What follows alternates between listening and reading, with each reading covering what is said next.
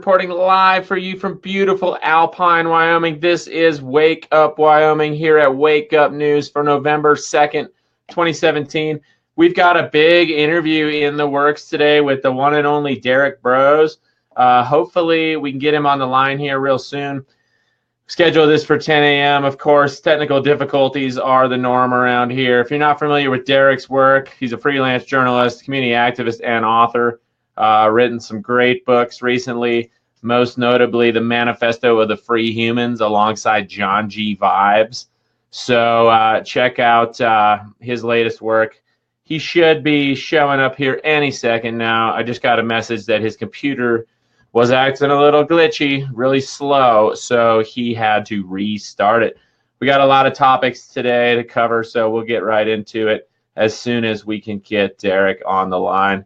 But thank you so much for joining in. Also got a big show, hopefully with Derrick. As soon as he shows up, we'll be talking about this protest scheduled for November 4th alongside the supposed directed energy weapon attack drill, right? Interestingly, this group here that's doing the, refusefascism.org has actually taken out a full page ad in the New York Times just recently. There it is. And pretty wild to see that. A full page ad in the New York Times costs $150,000. So these people are ponying up some serious change just to get the word out on this.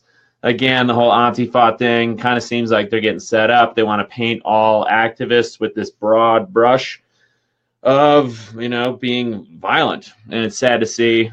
Some good comments on Derrick's wall, actually, since we're talking with Derrick, to give you a little idea about his philosophy and his work. I'm going to drop out the Antifa ad here, bring Derrick's profile full screen while we're waiting for him to show up. Again, if he can't get into the lobby here at B Live, he's going to call on the phone. So we'll see what happens here. But here, what did he say just the other day? If you are one of the people on the left or the right calling for civil war or violence on November 4th, you are a moron. Stop buying into some fear-mongering faux revolution. Seriously, do some research, think a little deeper, and take a deep breath. There are dangerous people on both sides, but this is not a civil war. And if you really think this is a civil war, even that it's possible, then I hope you are stocked up on food, supplies, and have a freedom cell to organize with, or have alternative source of power.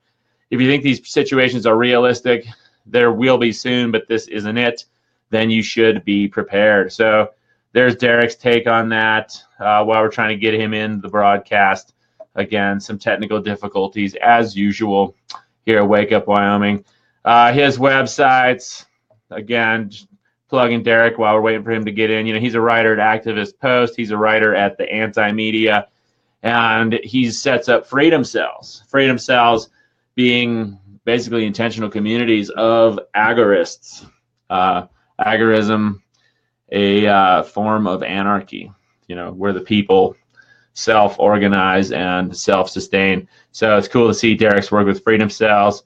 Here's his latest book. You can buy that on Amazon, or you can also get that download it for free at theconsciousresistance.com. That's his other website, The Conscious Resistance, worth checking out. We'll load that one up right quick for you. So check that out if you can. Derrick, I just got a message from him that he's having technical difficulties, and hopefully he's going to call in. So thank you all for tuning in. What's up, everybody? I'll just bring myself back to full size here while we're waiting for Derrick to show. Thank you for your patience. It's funny. Everybody chiming in here. Clayton Best saying U.S. is the most divided country ever now, right? They're trying to do that. One thing I like to stress quite a bit here, that Donald Trump is the divider in chief, right? He's put in office to divide us. Anybody who thinks he's out there fighting against the deep state, rest assured that he wouldn't be the president of the United States if he was really trying to stir the pot up as heavily duty as he portrayed it. Brianna Bennett, what's up? Thank you so much for joining in. It says I got Derrick in the lobby here, but I can't see him. Super frustrating how this works. Hopefully he gives me a call and we can get this interview going. Great to see everybody chiming in the comments. Hey, David, Coco Rico, what's up? Good morning, Brian Peterson. Good morning, J. Scott Knorr. Good morning, David. Matthew Kehoe, glorious indeed. Good morning to you, sir. Lauren Adelman, thanks for watching. So much appreciated. Matthew Kehoe, morning to you, as we already said. Clayton Best, good morning. Joel Cleveland, good morning. Geo Folds, good morning. Mike McCleary chiming in with a little quote from the, what movie is that? Why am I blanking on that right now? V for Vendetta. Remember the 5th of November, right? Great movie. Very thought-provoking movie, and portraying a potential future that is all too real, unfortunately. But Derrick is one of the few guys out there who's actually got some ideas to counter that. So thank you so much. Allison Ellison, thanks for tuning in from SoCal. Appreciate you. Melanie Moore, good morning from Wyoming. What's up, Canada? Thanks for tuning in. Luis Alberto Lopez says, great job, man. I appreciate everything. Good morning. Mike McCleary chiming in from Arizona. What's up? Linda Hatchett, good morning to you too. Yeah, frustrating how these technical difficulties persist. You know, Derrick and I have been trying to get this interview going for a while. I might need a new format. I've been using BeLive.tv, and it works great sometimes. Other times it doesn't work so great. So this is one of those times where it doesn't seem to be working so great. Thank you all for your patience. Still says Derrick is in the lobby, but I can't see his feed yet. His latest book, Manifesto of the Free Humans, highly recommend that. You can download that at theconsciousresistance.com/books. I'm going to drop a link to that into the video here. Let's see. And again, super frustrating. It says I can see him, but I cannot bring him into the broadcast. So I'm not sure. But I just dropped a link to his latest book into the links here. So hopefully that shows up. J. Scott Knorr, to donate to the cause, Max Mogren at Patreon. Yeah, you can donate to my Patreon if you want. You know, I think I've been pushing it a little too hard lately, so you can find it online. You know, we post videos there for all the viewers. Here it is, if you want to see it. That's my Patreon page there. So check that out if you want. Gregory Oseal Nelson ponied up another couple bucks this morning, so I'm back to 10 patrons. Really stoked for that. And Derrick's trying to get into the broadcast here. Derrick, if you can hear me, I'm going to shoot a quick message off to him and let him know that he can go ahead and call in. He says he's having a problem. Bummer.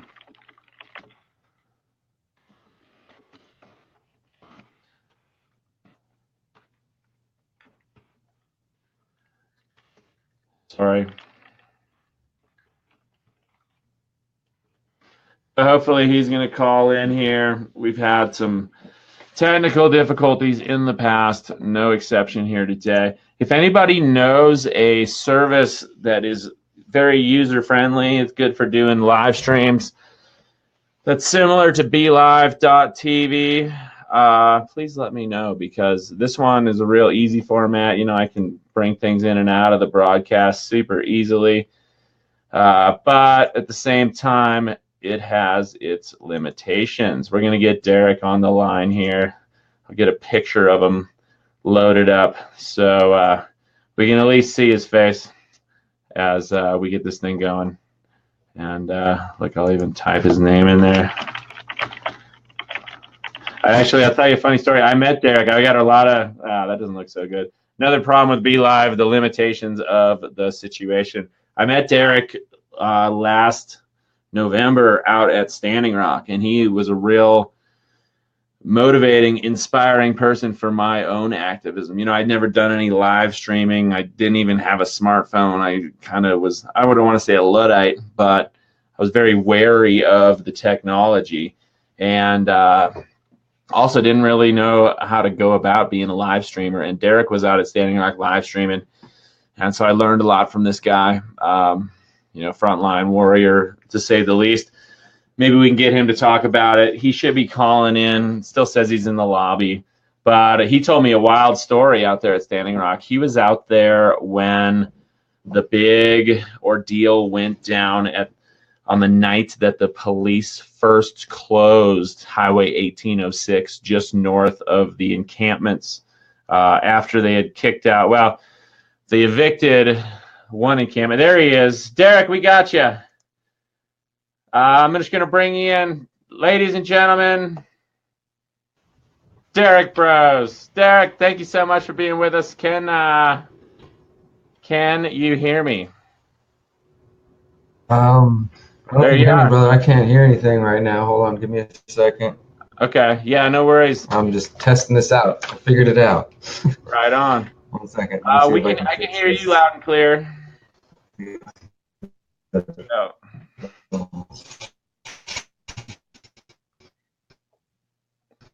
We'll drop him out while we're waiting for that to get ready. Again, if you're not familiar with Derrick's work, he's getting ready still, figuring out some things.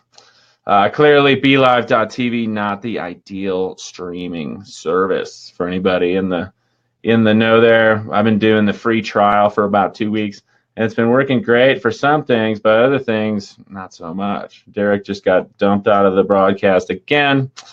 But anyway, he was out there at Standing Rock. I'll tell stories while we're waiting. And he was there on the night that they closed the Blackwater Bridge. And the official justification for closing the bridge was that they blamed activists for allegedly burning these two large military trucks on the bridge, right? But it was a really funny situation. Derrick was out there actually filming it when a couple truckloads of agent provocateurs showed up and got into it with the cops, all right? Started throwing tear gas and rocks and stuff back and forth with the cops, and basically didn't act at all in line with the peaceful, prayerful actions of the Standing Rock water protectors prior to that day in particular. And that night, the police drove these two trucks out onto the bridge, parked them in the middle of the highway like this, nose to nose, so it was blocking the entire highway. And then the police literally pulled back completely out of the, they completely disappeared up the hill and around the corner. So there was literally no police presence whatsoever. They abandoned these two trucks on the highway. While there were these unusual kind of black bloc protesters. There he is. We got him on the line. Derrick, good morning, sir. Hey, brother. Sorry about that. How you doing? Not your fault. We've had technical difficulties before. It seems like every other interview works, but or not every other. Sometimes they work, sometimes they don't. It's so great to have you on the line. I was just telling people your story from Standing Rock about the day that Backwater Bridge was closed. As we're filling a little time here before we got you in, you want to tell that story for us, just to get going? Oh, sure, man. Yeah, you're talking about the burning of the frontline camps and everything, and yeah. Well, that was just a couple weeks ago. It was a year ago, and I think we were. Were you there at the time, or no? I met you in December afterwards. That's when it was, right? Yeah, I wasn't there at the time, but you told me that story, and it was wild. Yeah, so I was there for the few days before on the 27th, and then for a few days after. And 27th was the big day whenever they came in and, like I said, destroyed the frontline camps. They arrested a whole bunch of people. I was live streaming, as many others were, and streams were getting messed up by different equipment that the police had. And now we know, since everything, looking back more than a year later now, we know that there was also private security that were there patrolling the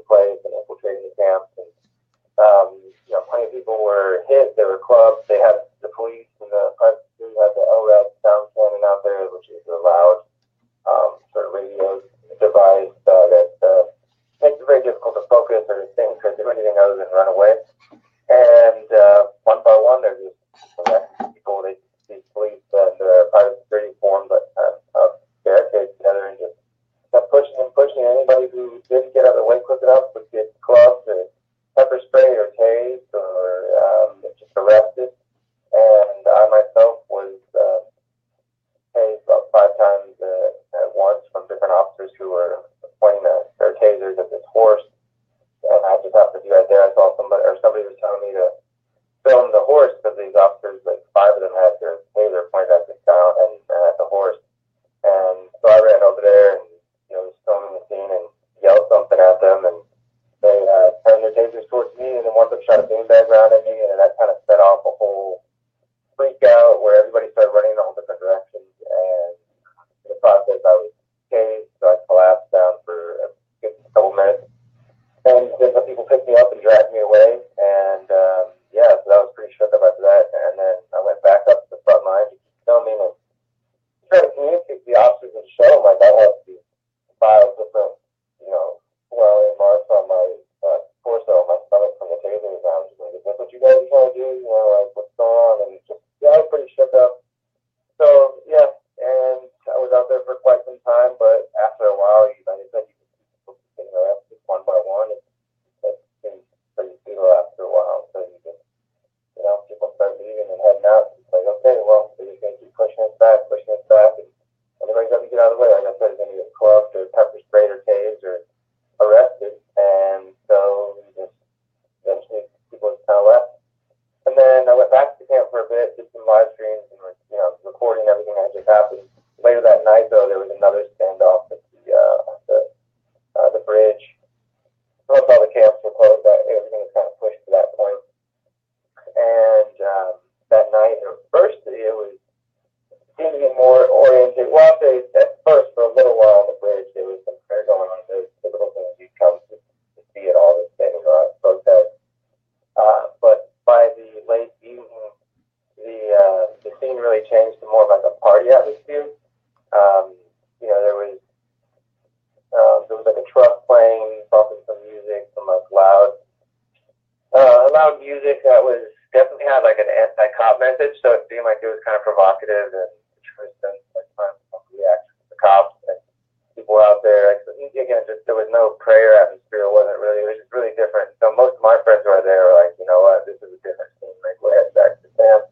And you had different elders come try to talk to these people and say, like, we got to keep this about prayer. And there was definitely some people pushing back and being disrespectful and just saying, like, we tried your way already, and by any means necessary. And it was a really different scene. I went out there actually on the Conscious Resistance YouTube channel. You can go back and search Staying Rockness, all the videos I've done. But I released a video a couple months ago that I hadn't released before because I was just kind of digging through my footage. And my original 15-minute report from that whole set of days, everything I'm describing, it shows all the stuff and person from my view.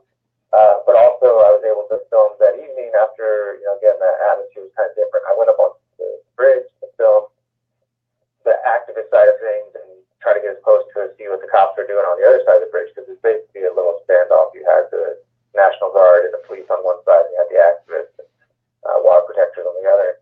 But it definitely had a feel of a different crowd, because when I was up there, they were just more antagonistic, and I got threatened for filming, just what was going on, because somebody had lit one of the vehicles on the activist side of things on fire just in the middle of the bridge.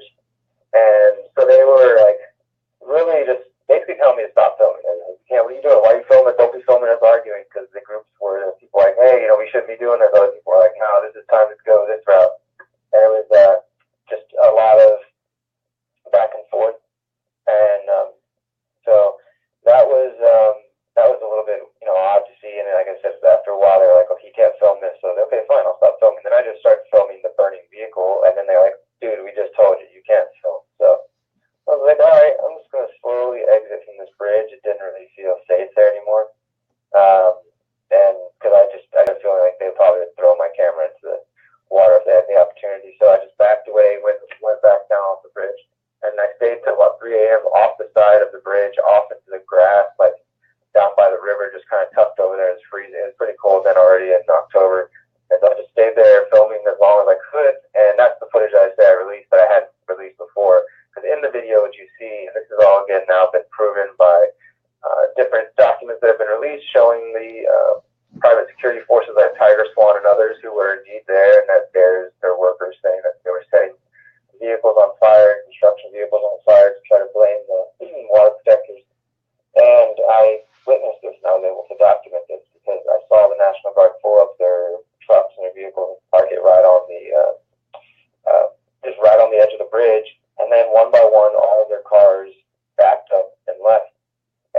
after they'd already witnessed the activists, whoever they were, provocateurs, if you want to call them that, set this truck, just a SUV on fire. So that was already, it's not like the police and the National Guard were like, oh, what are they going to do with this? They knew exactly what they were doing. So they come and they park this vehicle there, and they all leave and just back up. And so I was able to film and document that whole thing. Like, what the heck? And then sure enough, within like a minute or two, people from the supposed activist water protector side of things, who are all definitely dressed like in black bloc, which is a tactic that some people consider to be legitimate. You got to be anonymous sometimes to do certain things, and but they, once this is the route they took, I think it's just a bad strategy. It's not really, it doesn't get us any closer to the goal. But they went on there and just started lighting the National Guard vehicle on fire, and sure enough, after a while, it's like, sparking everywhere, and it's just going up in flames. And the next day, of course, the news and then the major mainstream media picked up this story that like water protectors set National Guard vehicle on fire. And so to me, it definitely just felt like, okay, this is this is just an effort to basically pin this on the protesters, the water protectors, and things like that. So yeah, that was just sum up a couple of days there. I made 3 trips out there to Staying Rock total, including the one when we met, which was a lot colder, but that one was the most intense as far as just, the other one in December, it was like, that's when everybody was showing up, but as far as like getting affected directly or connected to, targeted by the police and things, that was a pretty intense situation.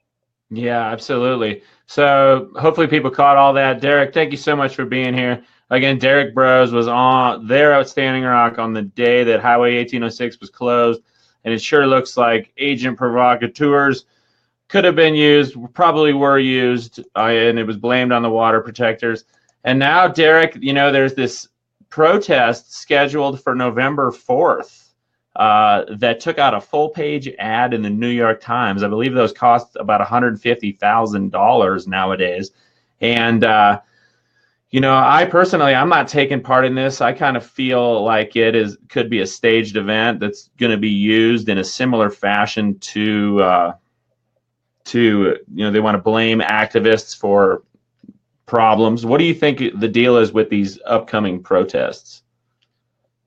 I don't think much of them. I'm not worried about them. I made a post about this on Facebook yesterday or last night or something because it crossed my mind. And I see a lot of, what we've had happen now in the Donald Trump era is a lot of, I hesitate to even call them alternative media because I feel like some of these people have now gone more in the direction of misinformation or disinformation and fear-mongering, just outright fear-mongering. And certain outlets, and I'll name names, I don't mind, like Infowars, of course, Alex Jones, others who used to just promote the anti-establishment, post-establishment view, now are supporting the Donald Trump narrative and this idea that he's an outsider and these kinds of things. I've written extensively on this on accesspost.com if anybody wants to check it out, including an article I wrote yesterday on Trump support in the deep state.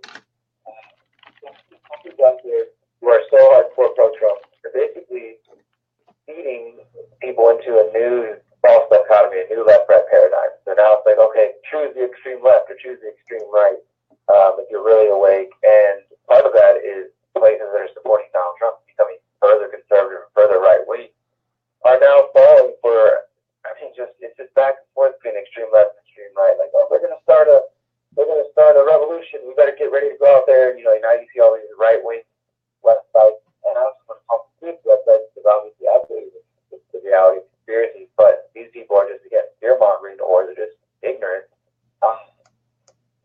They are pushing fear. They're telling people like, oh, I'm going to support your enemy, the Antifa, the social justice warriors, the extreme left. They're going to be causing violence in the streets. Again, you can read their website, Refuse Fascism.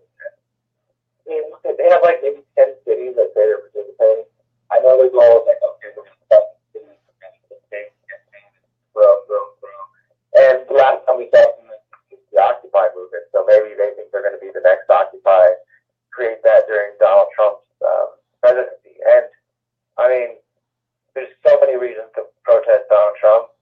It's frustrating when you see how hypocritical people are, though, who are calling out Donald Trump who didn't say anything about Obama. That is frustrating, and they're not really getting the full picture. But also the people on the reverse of that who think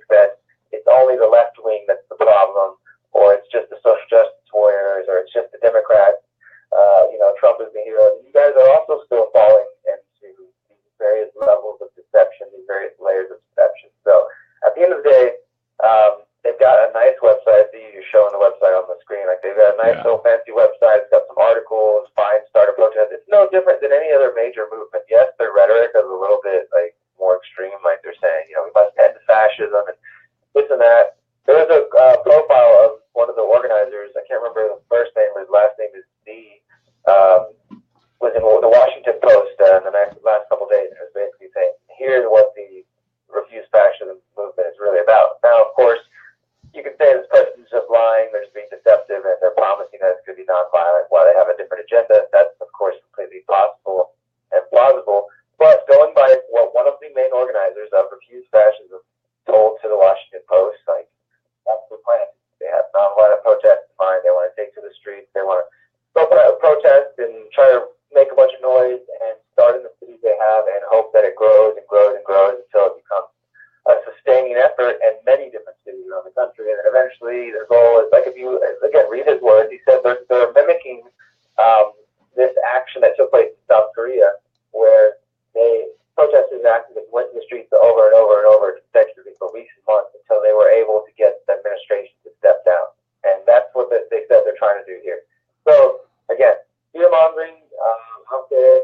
I don't think that this is really going to be a big thing. I mean, there's not even like Houston. That's where I live. We're the third or fourth major city in the country, and there's not even an event that's happening here. I mean, there's like, if you look at the list of cities on their website, there's not very many. Right?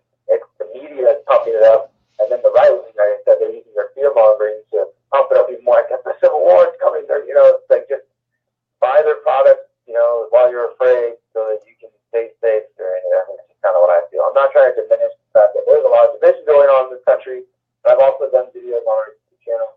One is Antifa and the Nazi, the division being engineered, and just looking at the history of the CIA and other groups, not just in other countries, but we'd be ignorant to think this isn't happening in the United States, but how they have played up using union groups like the AFL-CIO in Guyana, South America.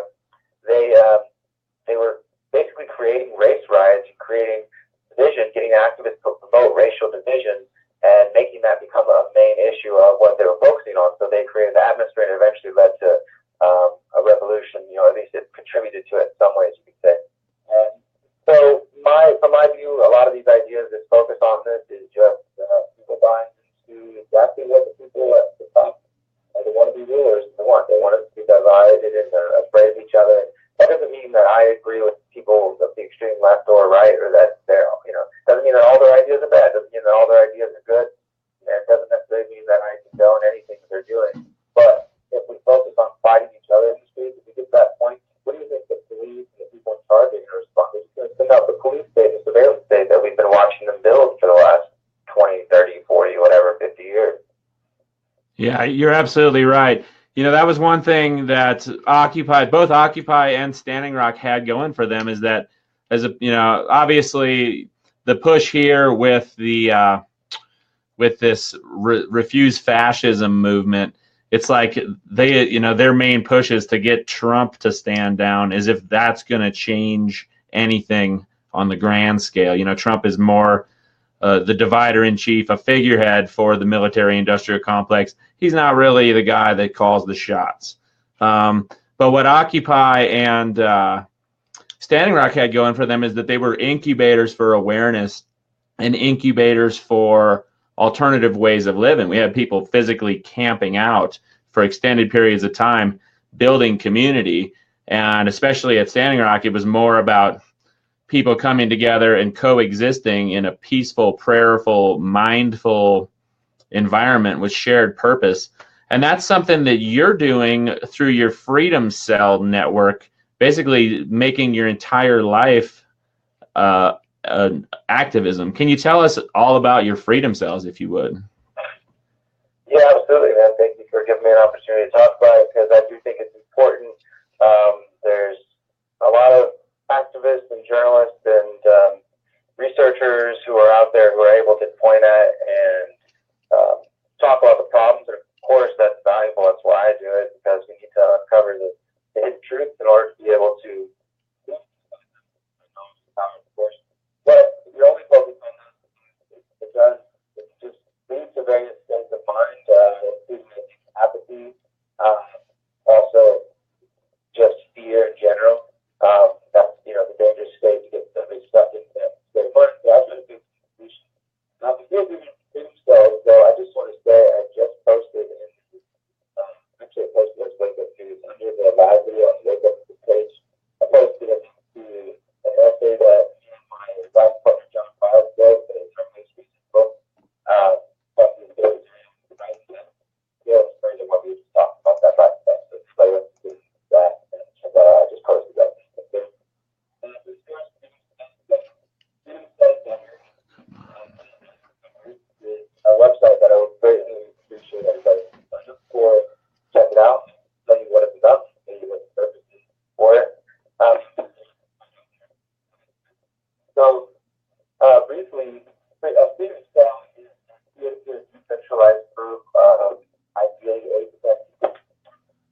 Say, Derrick, just real quick, the audio quality has decreased substantially. Is there any way you could try to just talk into the phone a little more? Sorry. Sure, can you hear me better now? Yeah, that's better. Thanks, man. I got you on speakerphone because we're on kind of our backup system here since BeLive is acting up. But go ahead with the Freedom Cells. Thank you so much. Yeah, absolutely. Thanks, I appreciate it. I appreciate everyone who's taking the time to listen. I apologize for the low quality. I do hope that you'll take a moment to listen through and to check out the website, because that's where the important information is. But a Freedom Cell is a peer-to-peer decentralized group formed for the purpose of knowledge sharing, skill sharing, gardening, for crop watching, community defense, for researching. Really the concept is designed to be an unlimited in its ability, and it's a tool to bring it together, basically. So freedomcells.org is a social network that we've built, and I really hesitate to call it a social network because there are no pictures of cats, or there are no pictures of food, and there are no debates going on there. It is a space designed specifically for people who are trying to find other like minds that want to get involved in their community and build localized, decentralized groups. This is a part of a larger strategy that I communicate and write in my last book, Manifesto of the Free Humans, which is downloadable for free on theconsciousresistance.com/book. But the website has all the videos that I've done on the concept, including just a real basic, what are freedom cells, and up to the most recent one I've done, which is freedom cells applied to weather emergencies that I did after dealing with the hurricane here in Houston. I've also done a video called Freedom Cells Applied to Standing Rock, dealing with police, so a variety of ways. But the goal being, I'll share with you guys what we've done in Houston and what we've encouraged other cities to start doing. The goal being that you have 8 to 10 other people that you can lean on, that you can count on. These are your closest peers that in times of emergency or even just in your regular community, you're able to work with them on different projects. So perhaps your Freedom Cell wants to make sure that everybody has backup supply of food in case of any kind of emergency. I've traveled this country now spreading these ideas, and everywhere I've been, people deal with either blizzards, mudslides, hurricanes, tornadoes, droughts, fires, all kinds of things. There's always the possibility of some weather emergency, and having some backup food and supplies is just a smart thing to do. Also, it doesn't necessarily have to be taken in the sense of prepping for the end of the world, although that might be wise, but more just thinking about how all of our ancestors survived in the past by preparing and thinking about the future and making it through the winter and through the seasons by preparing. So in order to do that, we wanted to make sure that everybody in our group had 3 months worth of backup supply of food, right? Everybody have an emergency bag, or what's sometimes known as a bug out bag, with first aid supplies, all kinds of different tools that you might need in emergency. So what this means is you have 7 to 8 other people now that you know that are equally prepared and ready as you are for the situation. So it's not like everybody's leaning on one single person because, we forgot to store up our food, so we're going to eat out of your food bag now. No, you have 7 to 8 other people that are equally prepared. They've got food, they've got supplies, etc. Maybe your Freedom Cell wants to make sure that everybody in the group has basic skills. Say you want to make sure everybody in the group knows how to perform CPR for obvious emergency reasons. So again, you are comforted by the knowledge that everybody in the group is aware of these skills. Everybody in the group, maybe you go take a camping trip and you teach each other how to build a fire. You hold a skill share together and teach each other how to can your own vegetables. You all build gardens together. Again, the concept can be applied in so many different ways. And I think also we can get to a point where it's applied in the sense of defending and protecting our communities. You can have a Freedom Cell that focuses on cop watching or doing things of that sort. You could, maybe it's about knowledge sharing. For us on a Freedom Cell, we wanted to make sure that everybody in the group is somewhat knowledgeable, at least a basic knowledge of what permaculture is.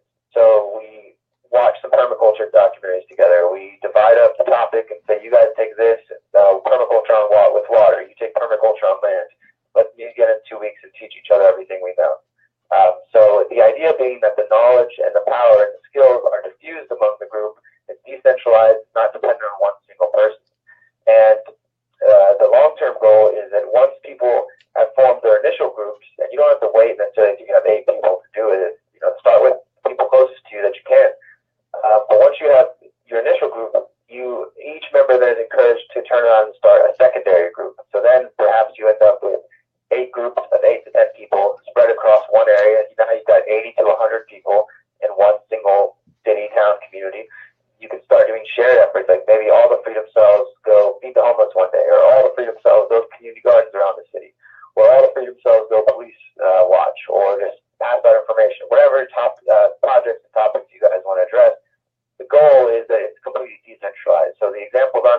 the examples that we wrote about in Manifesto of the Free Human are just that. They're examples. They're not meant to be taken as this is what each freedom cell should look like, because it's a decentralized concept.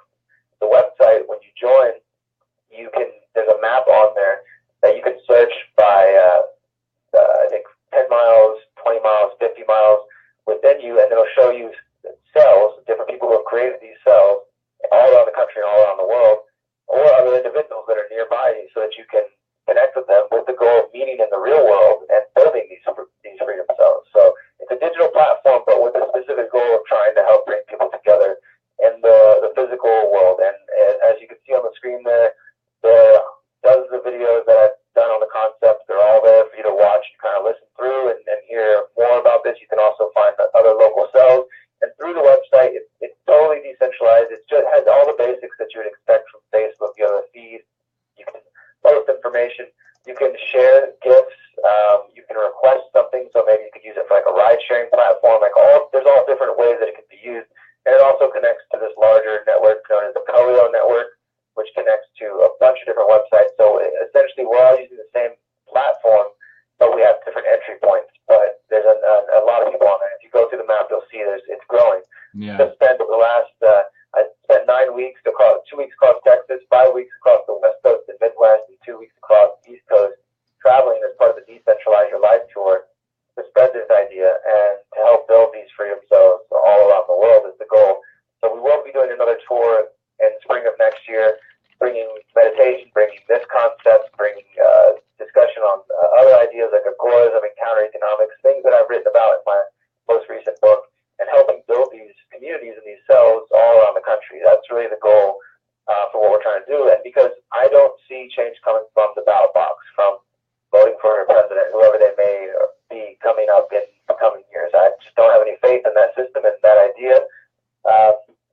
Also, I don't think that a violent revolution is a good strategy, or really it's not aligned with the values that I hold dear and the beliefs that I practice. So instead, I'm practicing this strategy of encouraging people to decentralize, to unplug, to vacate the state and the corporate power as much as possible, start growing their own food, to start looking into alternative sources of energy, to start looking at alternative decentralized ways of educating ourselves, looking at decentralizing our income by supporting alternative currencies like cryptocurrency and others, and generally just getting out of the system, not thinking that we can vote them out, not thinking that we can violently overthrow them, but just building something better. That's what my work focuses on, and that's what freedom cells are about. We're just trying to lay the groundwork. So we're thinking generationally, right?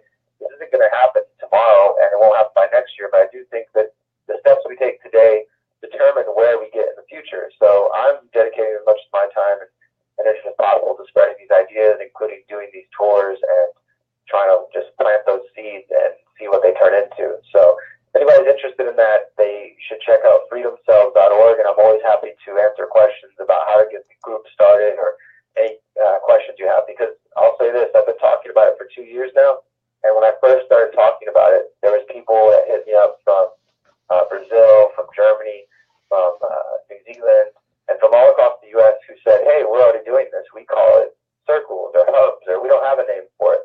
But just in general, the concept that people are trying to come together and form these small groups to get together to have a tight-knit community that they can depend upon in any circumstance. And I think it's really important for us to do that and to show people that we don't need the corporate or the state powers.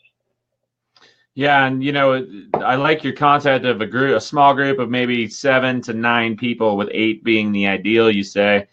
When you get that many like-minded people working together, the results are absolutely staggering, what you can accomplish when you have other people feeding off of each other and helping each other's efforts. So we definitely support the Freedom Cell push that you've got going, and we really appreciate that. You're saying you're looking generationally. I think it's important to note that the architects of the powers that shouldn't be, the architects of the old world order, that's the way they operate too. That it's like an intergenerational plan for world domination, or to control everything and to make themselves the most powerful godlike people. And it's important that we think that way too. It's so easy too in the world today to get caught up in the mainstream and all the there's so much pessimistic, negative news, kind of weaponized information out of the mainstream, And I know that in addition to your real world efforts to focus on solutions, you're also a guy who is very active as a journalist. Can you tell, and one thing I think a lot of us struggle with, myself included, is finding that balance between being aware of what's going on in the world, focusing on all the, trying to stay up with the news and be informed, but also to not get totally beat down by it. Do you have any suggestions for people on how to find that balance? Yeah, I do, and that's a great question, man. I'm glad you asked that, because actually somebody asked me that yesterday, and I've heard that a lot over the years. First off, I want to say I've just posted a comment now under the video on Wake Up News page on Facebook. It's a link to all my journalism, so if anybody wants to bookmark that, I write for a few different websites: Activist Post, the Anti-Media, and Mint Press News, including my own website. So if you just bookmark that page, DerrickBroze.contently, you can see you can just see all my work there. But yeah, after doing this, and I would say full time for 7 years, which isn't really, out of my whole life, it's not that long, but 7 years of dedicating sometimes 12 to 15 hours a day of researching and writing and just trying to understand these situations and these circumstances. I definitely feel like I've learned quite a bit on how not to burn out, because I've come so close several times to burning out, and just because, the weight of these things can be very heavy. For one, I would say that I really try to float above it, and what I mean by that is, I read anything from 30 articles a day, if not more, and really get into them and go into different areas of research, and I try to post online a lot, aware of that, and the way I am able to, I guess, not let it wear me down as much as it used to, because there was definitely in the first few years, I started getting involved in 2010, first couple of years, it was very often like, I'm done, I can't do this anymore. So I'm tired of researching this stuff, tired of being involved, because I'm worn out, because I was just so active in the city and then online trying to achieve change in every way I could. And I had to learn the balance, which is a lot of what my method with the conscious resistance is about, is both the conscious resistance, which is the website you're looking at on the screen. What that means is the realization, the recognition that the struggle for a more free, ethical, just world is one both in the physical sense by identifying and challenging the institutions of corporate and state power, but it's also the internal struggle against our own internal tyrant, against our own self-limiting thoughts like doubt, fear, and security. So that's what the conscious resistance is about. It's about balancing those two perspectives. And I think it's important for us to balance that. So I take periodic spiritual retreats from social media, which I have. But this is how it usually works. Somebody will do it this entire year, because it's been such a busy year. My work has been increasing the opportunities to reach people and to travel and to speak. And like I said, I did this tour. So I keep feeling like, there's something else I have to promote. I can't deactivate my Facebook and my social media yet. I have to wait one more week because I have this event coming up. Or wait, I have to promote this article, or I got to promote this video. And it's always something else, right? Yeah. But by next weekend, I'm for sure going to deactivate my Facebook for the rest of the year and come back refreshed and with a lot of good work in January. So that's something that's helpful for me, is to take time away, unplug from Facebook and social media, because we already know there's no conspiracy behind it. There's no question about it. Facebook has done studies that we are negatively affected by, or positively affected by, the things that we see in our timeline. And so if you happen to have a lot of friends who are just focusing on, here's all the bad news, here's all this stuff happening, you more than likely will feel inclined to feel kind of like just, oh wow, man, it's so heavy, this and that. So that's what I mean when I float. Try to say I float about it, because I read so much of the news, I write about it, I constantly write about the facts behind the surveillance state and just everything that's going on with that, and I think the knowledge is important. But at the same time, I really see that if we're letting it just weigh us down, then we're going to be stressed out. We're not going to be able to operate at our best.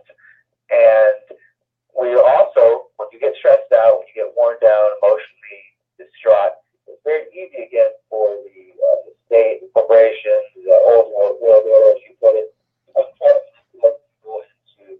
take advantage of people. This is how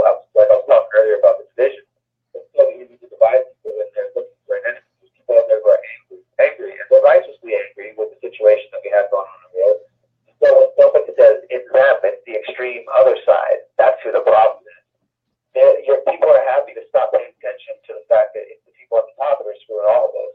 It's not it's not the people really. Yeah, there's bad people amongst them. It's really, the powers that wish they were at the top.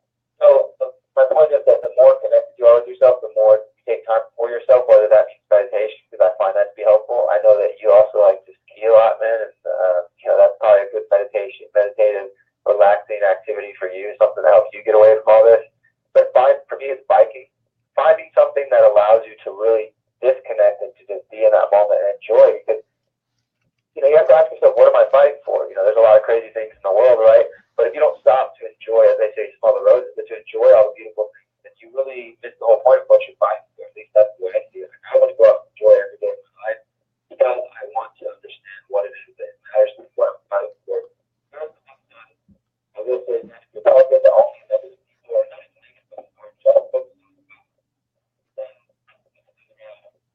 We're losing you again, Derrick. It's real low volume again. Okay. Sorry. Can you hear me now? Yeah, I can hear you.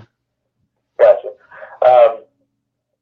So in my experience, if you are working with people who are actually active, whether it's through the internet or in their own community, if you're working with people who are actively focused on solutions, that's going to be the reality you see. And in my work as a journalist and traveling to speak and spread these ideas and doing this tour, I'm getting to meet and talk to so many great people who are focused on solutions, who are growing food in their own community, who are coming up with ideas for challenging, power and for just creating solutions.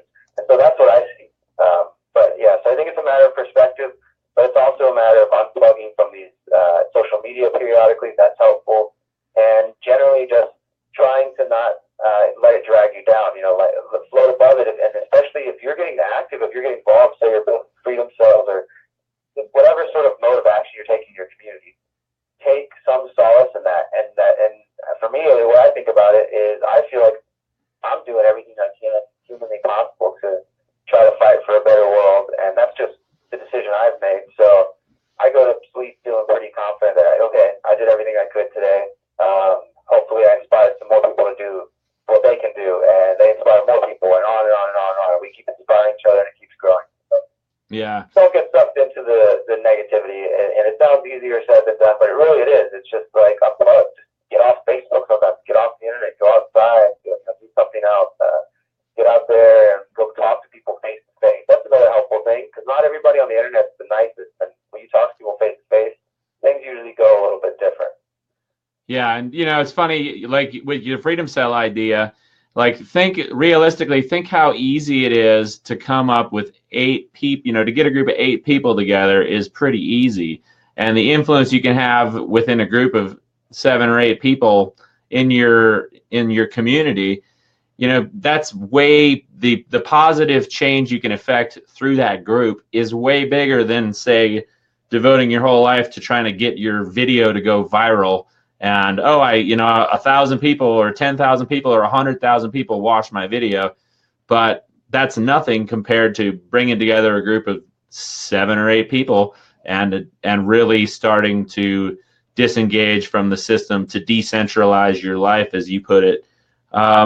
With your tour, I noticed that the Decentralize Your Life tour was sponsored by Bitcoin, and Bitcoin is going through the roof again. Looking at the today, it's up 8%, cresting over $7,000 in value with a market cap of $117 billion. I've dabbled with the cryptocurrencies before, but at the same time, I've remained skeptical out of fear of government meddling or of other attempts by maybe the financial system to take down or co-opt the cryptocurrencies. What's your take on cryptocurrencies? Yeah, so I think that the fear that you're expressing or the skepticism is pretty common, especially in conspiracy circles, for lack of a better term. So first I would say, the tour was sponsored by Bitcoin.com. Bitcoin.com is it's owned by Roger Ver, if anybody's ever heard of him. So he's sometimes nicknamed the Bitcoin Jesus just because he was an early investor and he invests in a lot of projects. He's also a voluntarist and agorist, or an anarchist to some people. And what I mean by that is he wants free people to be left alone. he believes in everything we're talking about, decentralization, the freedom sub. So they said they were willing to fund our tour, and that was a great experience.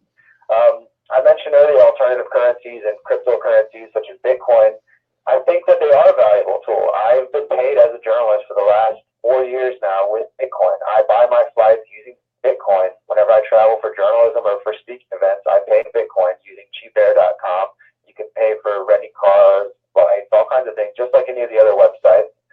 And you know, it's a currency to me. The main reason I use it, and I think a lot of people in the space, and if you're not in the cryptocurrency space, like, and what I mean by that is you're not online in the forums or at the conferences where people are discussing this next generation technology, which blockchain and cryptocurrency really is, then you might realize that a lot of the people behind these technologies and a lot of the startups and the new cryptocurrencies, because Bitcoin is just one of thousands now.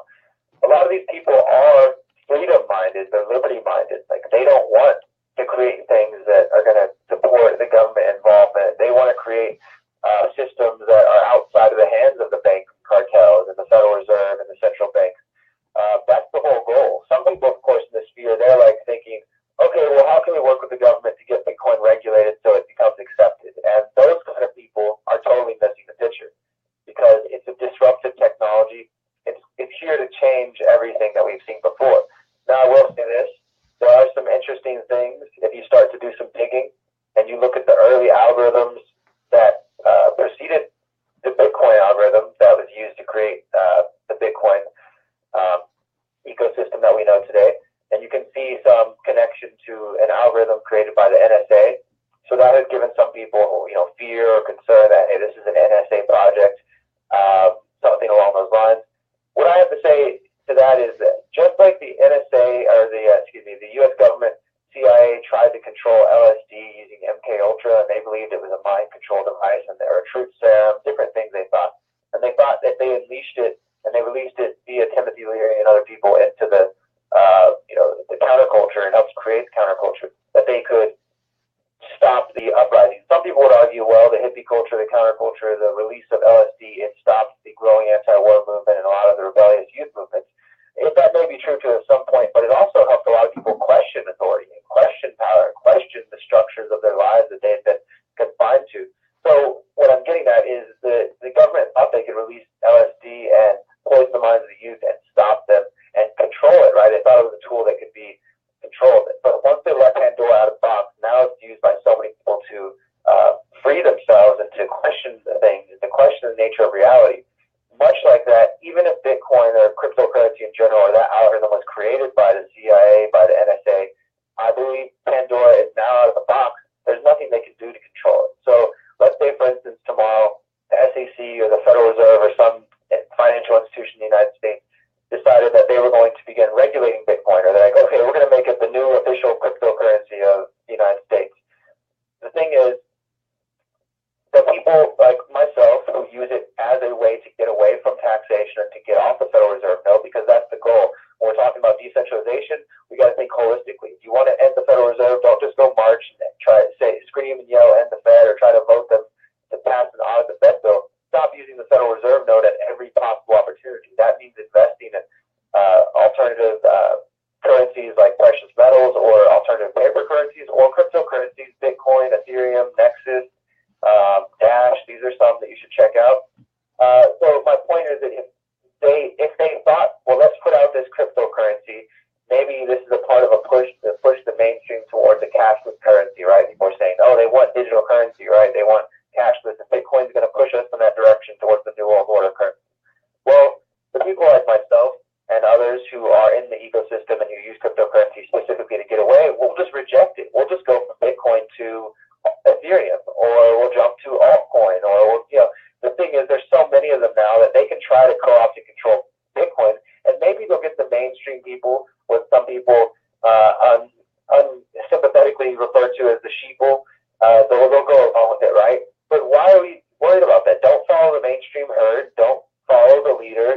Think for yourself and see the value in something like cryptocurrency. Yes, always be skeptical and say, okay, well, it's possible the NSA created this tool. I'm very aware of that. But again, I'm able to purchase things. Use openbazaar.com. That's a great website that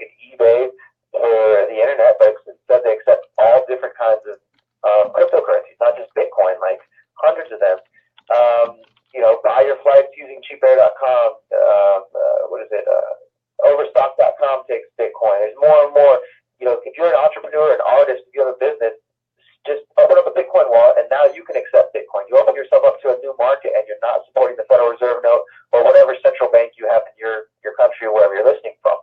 So that's the goal. Is it's not. Some people are getting in because they're like you said, Mac, it's going through the roof. Like it hit $7,000 today. So definitely people are making money. I've made some money by holding on to Bitcoin, and that's all fine and dandy. We don't really know what the future is going to look like once all the Bitcoins are released. It'll probably settle at some price. We don't know yet.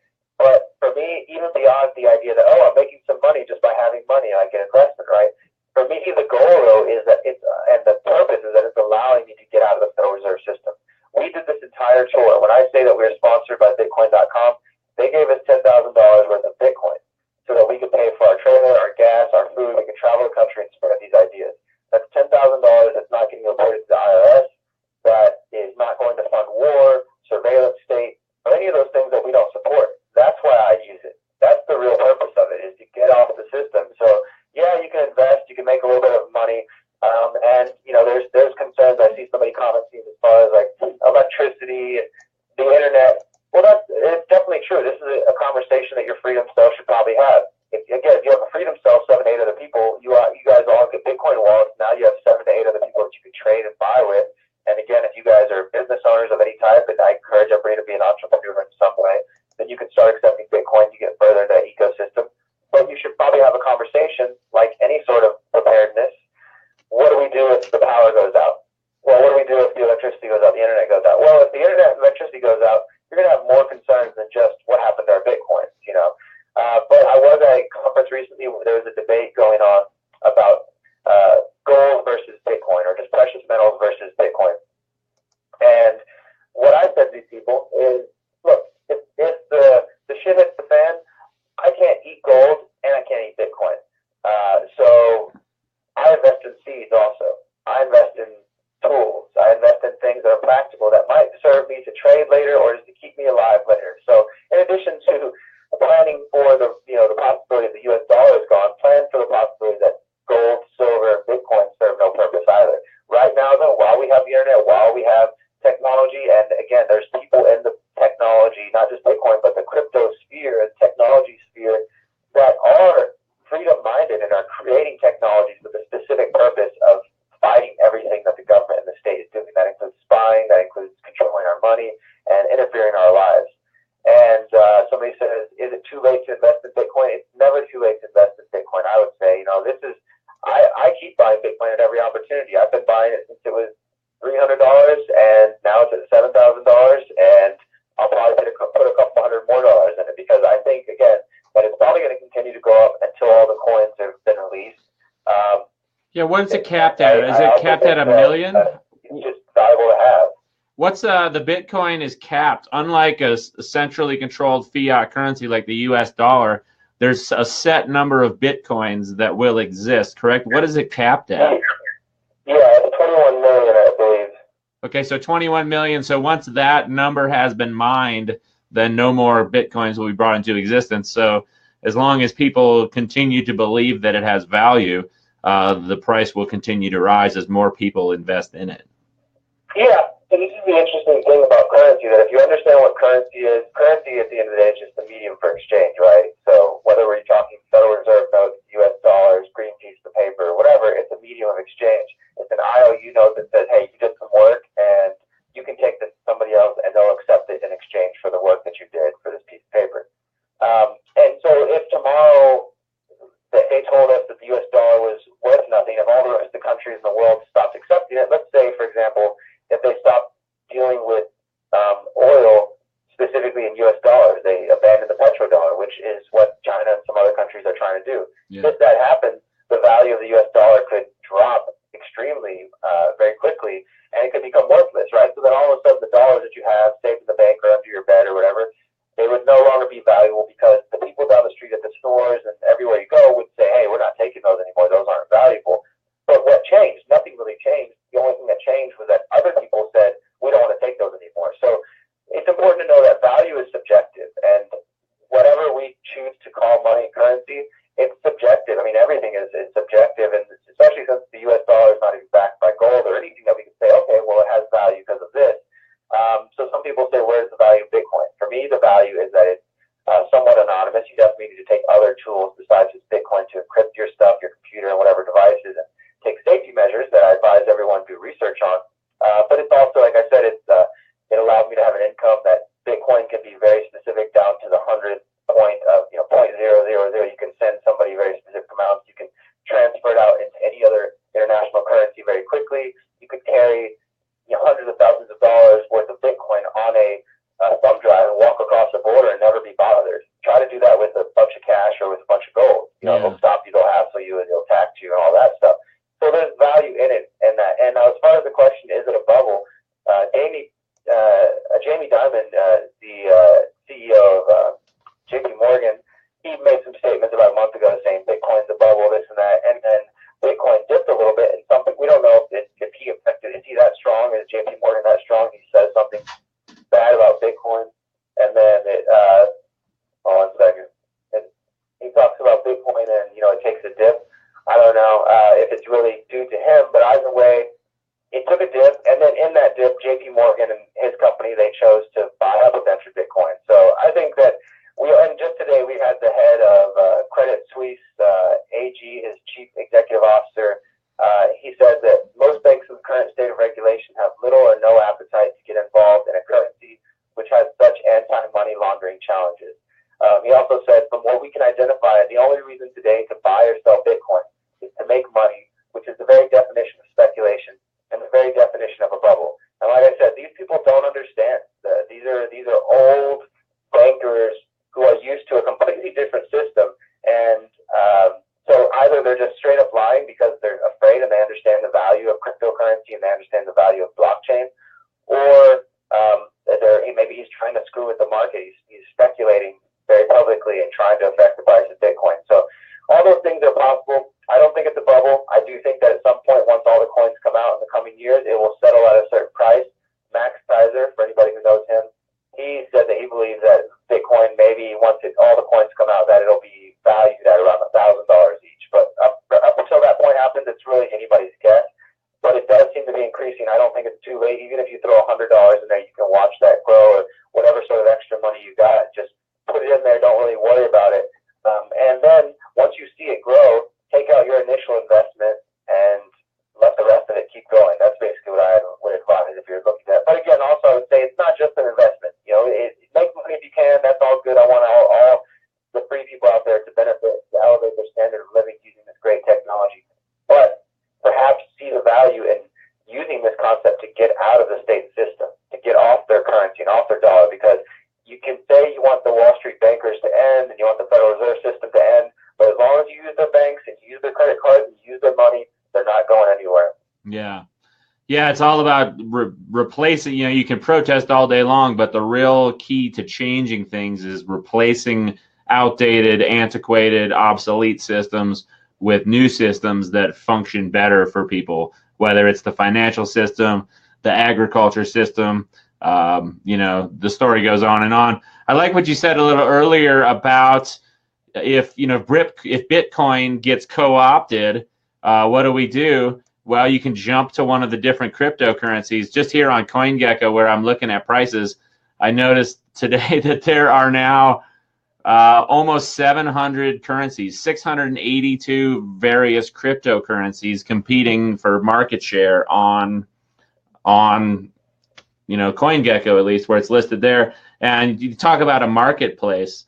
Your philosophy, people kind of lump it in with anarchy, but it's called agorism, and it's agor is an old Greek word for marketplace, right?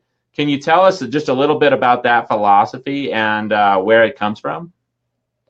Absolutely, yeah. So it's depending on your accent, it's agorism or agorism. The guy who founded it, who came up with the idea, is an activist in the 60s, and yeah, he got it from the Greek word for the marketplace, the agora. So if you take it from agora, then it would be the agorist mentality, agorist philosophy.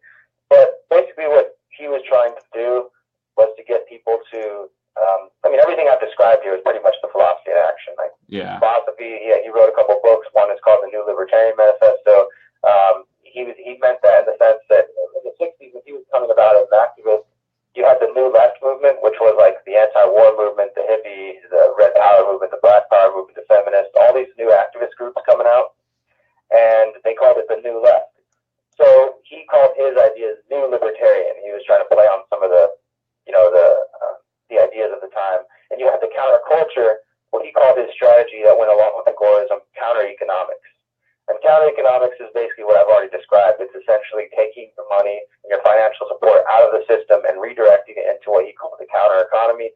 It's also sometimes known as the informal economy. If you guys do a YouTube search of informal economy, you'll find, TED Talks, you'll find different information on this. Constant is one of the first people who promoted it, the idea that the counter-economy, the informal economy, or the black and the gray market, the part of the economy that the state and the corporations discourage people from being involved and basically getting outside their hands like Bitcoin does and cryptocurrency does, that if we, one by one, community by community, exited from their system economically, they would no longer have the financial support needed to continue their charade, and we could redirect it into the counter economy to build new institutions and new community support systems, not so that we can become the new state and take over, but so that we can create whatever's next. We really don't know what humanity is going to look like in the future, and I don't believe in central planning. I don't believe in the idea that I know what's best for you or for anybody in the audience. I only know what's best for me, and so I believe it's up to us. That's the duty I've taken on, is to elevate ourselves, educate ourselves, improve ourselves at every opportunity, be the best versions of ourselves, and encourage that from other people, so that we all elevate and we recognize, okay, there's no need for rulers, there's no need for authority figures. And Agorism is basically a way that helps you do that, specifically with counter economics. And of course, there's much more to it for anybody who wants to look further into it. I've written quite a bit about it. I've done lots of videos, and you can look further into that. And I've mentioned it a couple times, but my most recent book, Manifesto of the Free Humans, which I've seen on the screen a couple times, it's downloadable for free on the website, theconsciousresistance.com, and you can download the PDF there. We're working on an audiobook. It's also on Amazon if you want to get a physical copy. But everything that I talked about today, freedom cells, Agorism, counter economics, all these ideas, the holistic, decentralized perspective, it comes from that book. So.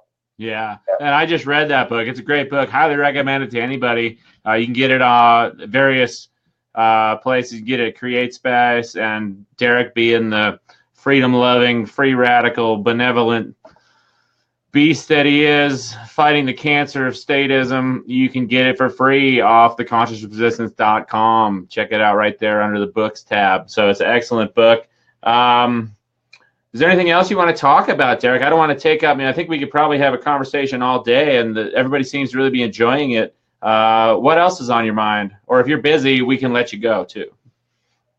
Well, I'll probably go in just a moment. I do got to get to some writing today, but just as far as what's on my mind, and well, first off, thanks, Max. I don't know if you got to tell the audience earlier about how we first met it there in Standing Rock, and thanks to Zach with Wake Up News for connecting us originally, but you treated me very kindly and very friendly when we first connected out there, and I'm still thankful for that, and I look forward to connecting on the road again. So thank you for having me on today to talk. I've been happy to see you've been doing the show. It seems to be reaching lots of people, and it's important work. So, thanks to everybody who's been hanging out with us and listening, and for anybody who cares about what's going on in the world. It's important for us to recognize that we're not alone. As I said earlier, there's a lot of good people out there working on many different projects. If you get to a point where you're feeling alone, I humbly request that you unplug from the internet a little bit and you get involved with your local community in some way. Go visit other activist communities or create an activist community. That's what I did. I didn't find anybody doing what I wanted to do, so I just decided to do it myself and start putting on events, community events, music events, gardening events, protests when necessary, spreading these ideas, creating freedom cells, all this stuff. And it's enriched my life very, very much. I've been able to just meet so many great people like yourself, Max, and that's what gives me hope. That's what gives me strength every day, because I know there's so many people out there doing good things, and it reminds me that I'm not alone. And that's one of the first feelings I experienced when I woke up, and I know it's something that people talk about often, feeling alone in their community. They think that everybody thinks they're crazy, or they don't have anybody to talk to. So get out there, connect with people, see that there are lots of solutions in our world. It's just about creating them. If you don't see somebody doing something that you think needs to be done, do it. That's where the point we're at now. We need to stop waiting for other people to do things for us. And that's all I got. I see somebody asked about Patreon. Just in case anybody is interested, I'm on Patreon. Patreon, patreon.com/Derrick Broze. You can sign up. I release content through there and everything else. But yeah, thanks for having me on, Max, and I look forward to talking again soon. Derrick, thank you so much. Real quick before you go, I want to return the sentiments to you. Like, I'd never done any live streaming before I met you, and you basically showed me how it's done. So there's one you can take to the bank or take to the crypto market. That, for me personally, you had a huge influence on me, and I really hope we get to meet again in real life. And thank you so much, Derrick. Thanks so much, brother. The feeling is mutual, man. I'll talk to you soon. Yeah, take it easy, bro. Peace. Well, there we have it, folks. Derrick Broze on the line there. There's his Patreon if you want to support his work. Strongly recommended. Again, check him out on the Conscious Resistance. Check out his work at Activist Post, at the Anti-Media. We might have another interview for you tonight at 7:30 p.m. With Carrie Wedler, the editor-in-chief at the Anti-Media. So hopefully everybody can tune in for that. Yeah, thank you so much for tuning in. I'm going to end this broadcast and then probably go live again with Wake Up Wyoming for the day. So I guess we could just keep it rolling along if people want me to. We already got an audience here. We might as well do it. But there you go, Derrick Broze. Again, apologies to everybody that the quality was not as good as we hoped it would be due to technical difficulties. We got to get this sorted out. Thank you all for your patience as we're dealing with this.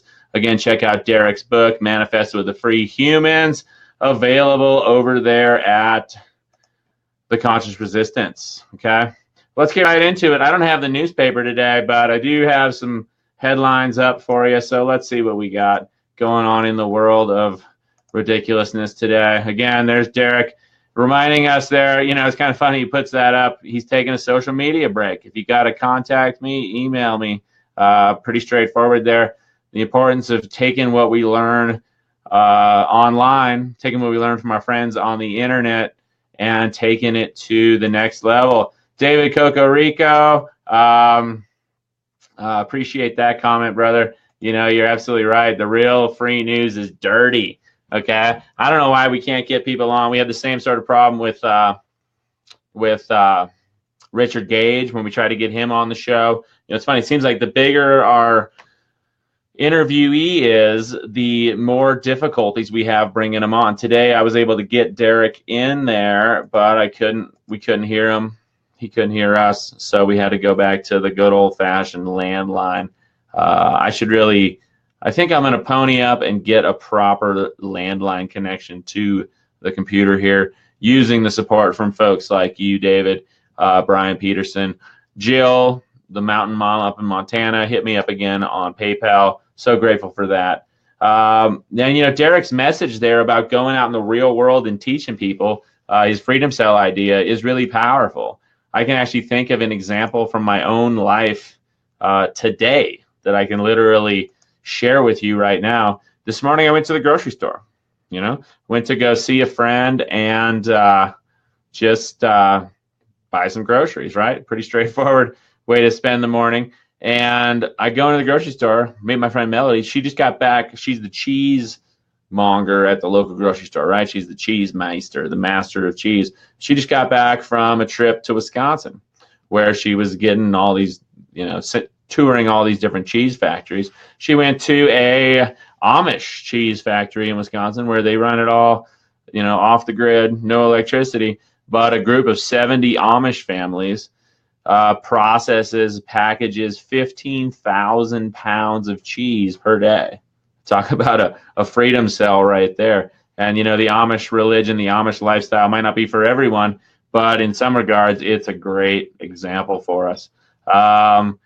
What do we got in the news? Neon Nettle, not one of my most trusted sources, but it was sent to me today. Corey Feldman is releasing the names of the Hollywood pedophiles to LAPD during a TV interview. It's going online today.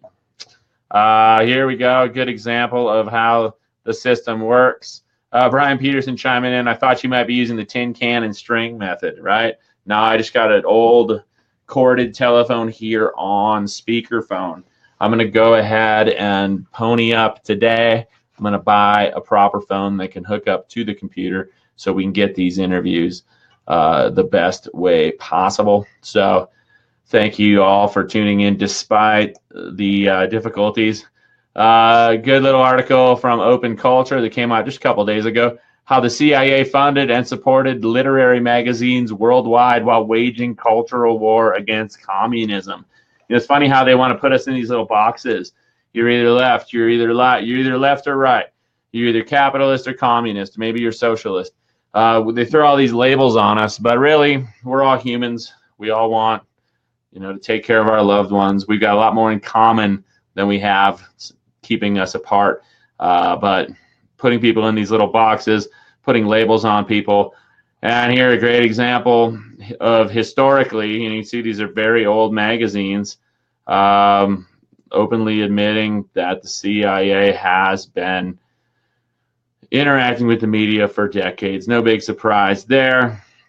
Coming out of USA Today, of all places, this is James Bovard, an opinion columnist, acknowledging that Facebook censored him. Again, this is USA Today. Criticize your government and it might censor you too. Yeah, so that's pretty funny. You know, even, you know, it's funny nowadays they're going after the social media, right? The government seems to really be using the whole Russia buying advertising fake news narrative. Like, oh, good God, that somebody in Russia spent $100,000 on ads around the time of the election. Heaven forbid, social media is corrupted. So the government going after social media, and we're feeling it here at Wake Up News. You probably feel it in your own life. You know, I show it to you sometimes how if you share this video to your wall, I love the fact that you share it. I really appreciate everybody sharing these, but not that many people are going to see it probably, because not only is there overt censorship, there's covert censorship as well. Here's a good example of the power of these social media platforms. This woman, a vlogger in Cambodia with a good following, just one little change to the algorithm brought her audience down from approximately 12,000 viewers per video to 2,000. So she lost, you know, what's the percentage there? She lost about 80% of her audience, a little more than 80% of her audience, just because of one little change in the way Facebook packaged their product in Cambodia. What else do I got loaded up here? Of course, in the wake of the New York City attack, time to ramp up the extreme vetting program. You know, Trump, anybody that bought into the Trump narrative, sorry, he's part of the system too. He's a billionaire. He's been a divisive fascist. You know, the one thing the refuse fascism people got right, fascism by definition, what's the definition of fascism? It is the merger of state and corporate power, right? So Trump, kind of a good embodiment of fascism. Of course, he's not going to turn against the state while he's the head of it. He's not going to turn against the corporations when he's a money-grubbing billionaire. Moving on. Ooh, this is a good one. This is actually by a local lady here in Wyoming, Deborah Davis, who is the head of the Environmental Health Trust, an organization raising awareness about the dangers of electromagnetic frequencies. And public health is littered with examples where economic interest trumped scientific advice. Okay, this is a great article about the 5G network rollout. It's really disturbing because it operates between 20 and 60,000 hertz, I believe, 20,000, 60,000. And I'll read a little excerpt of this. The history of public health is littered with examples where economic interest trumped scientific advice. Warnings about the potential dangers of lead in gasoline, X-rays in pregnancy, and the dangers of tobacco were all swept aside by industry interests who gained millions from these unwise products and unhealthy practices. It was only after we had irrefutable evidence of sickness and death tolls that we got rid of these hazards. Could 5G be the next asbestos? The 5G network intends to use millimeter-length radiation never tested for long-term safety. Under the Wild West system created by FCC Chairman Tom Wheeler, the agency is poised to accept any and all applications to expand 5G today. But we are quite far from this promised boon in wireless speed. In the past decade, we have seen a steady decline in connection speeds. The United States is now ranked behind South Korea, Finland, Taiwan, and many other high-tech countries. Why? Wireless will always be overwhelmed by the demand that is being created.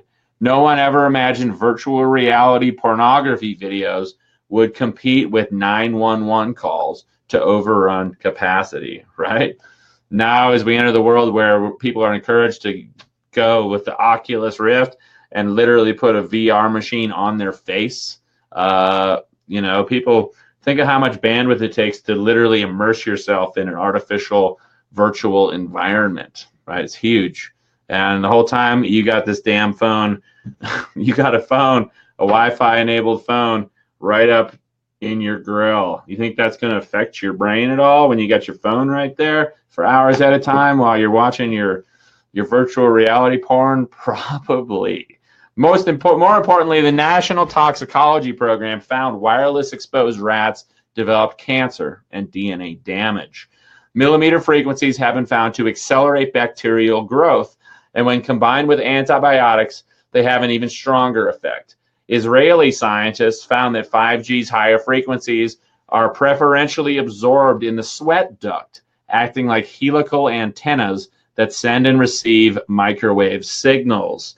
These millimeter frequencies are used by the US DoD as a crowd control weapon known as active denial systems. 5G frequencies have the capacity to make skin feel that it is burning. Beam this frequency at a crowd and people flee. Is this something you want on your lamppost? Lessons in public health are learned at great expense. We are today finally ending the scourge of tobacco-related cancers and deaths, some half a century after scientists first identified this major health risk. Of course, all the additives in tobacco don't help either. I have joined 180 scientists in calling for a halt to the 5G deployment.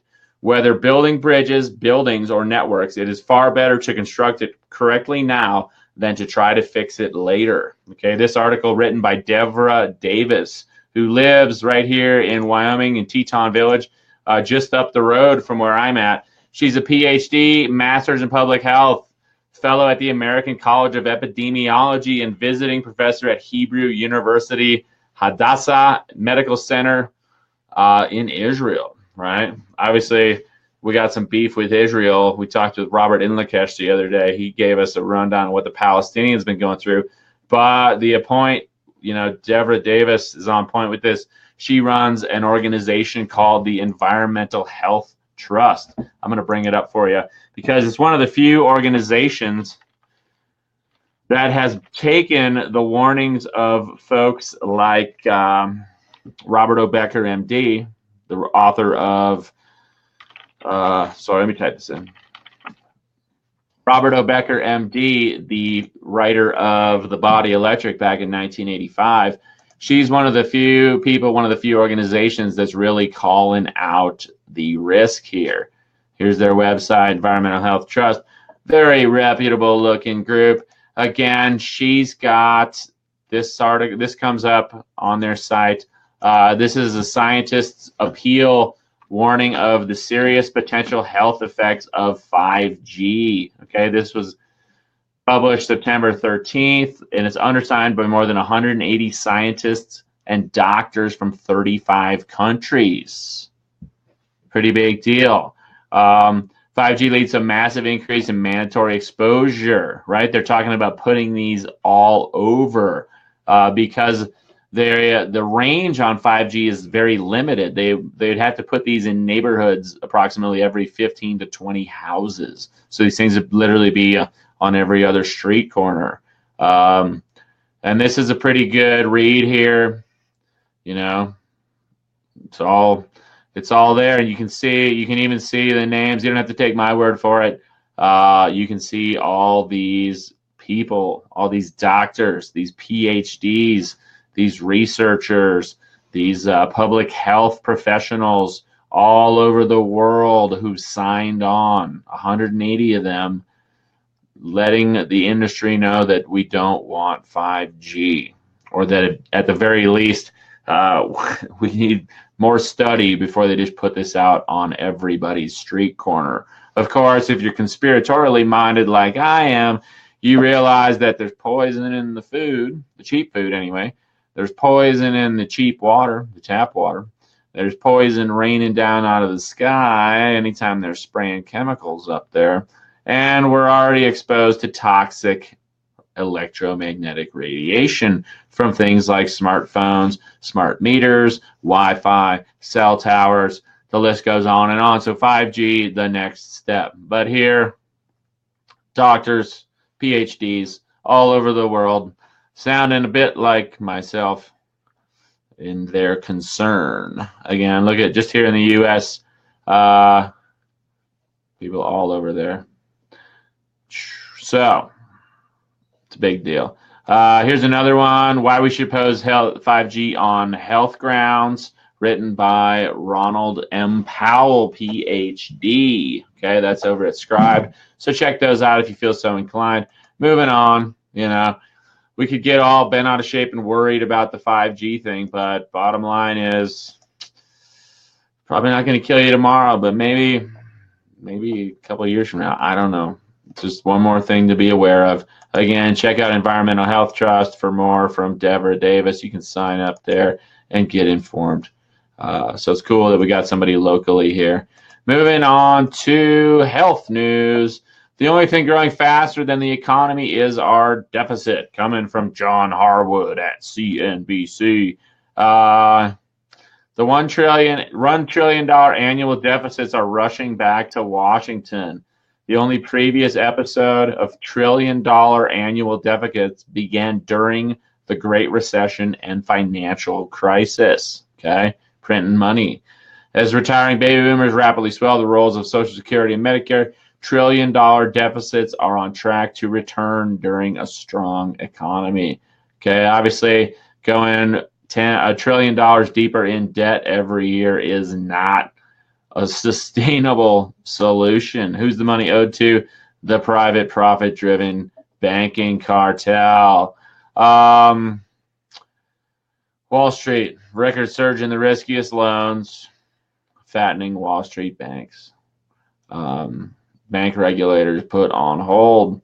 No big surprise there. They're making loot, laughing all the way back to work, which is the bank. The secret of the current recovery is that American households are up to their eyeballs in debt once again.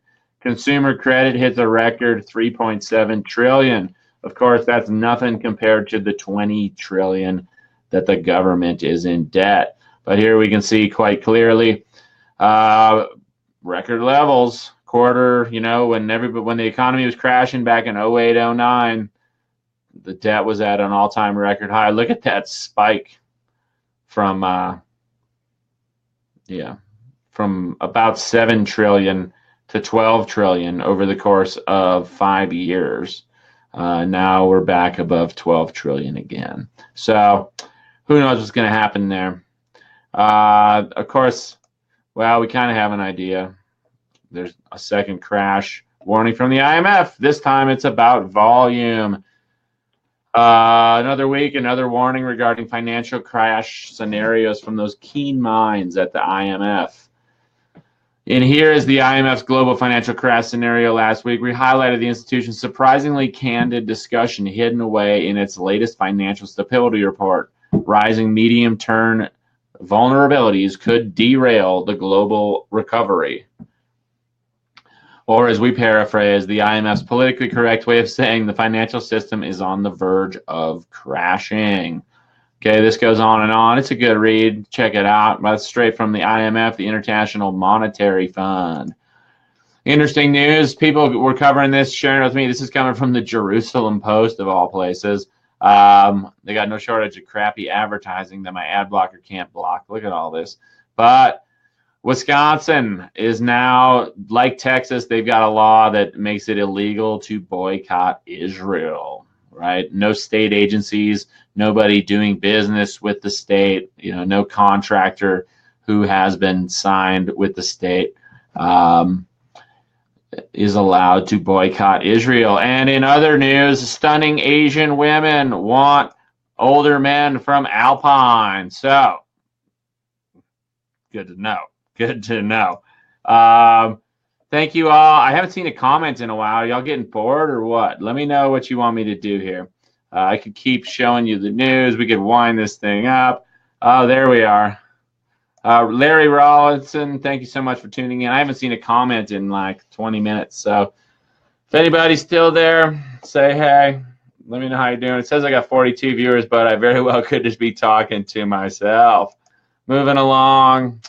Again, this is a real interesting article from Insurge Intelligence by Ugo Bardi asking, are you ready for another round of mass exterminations?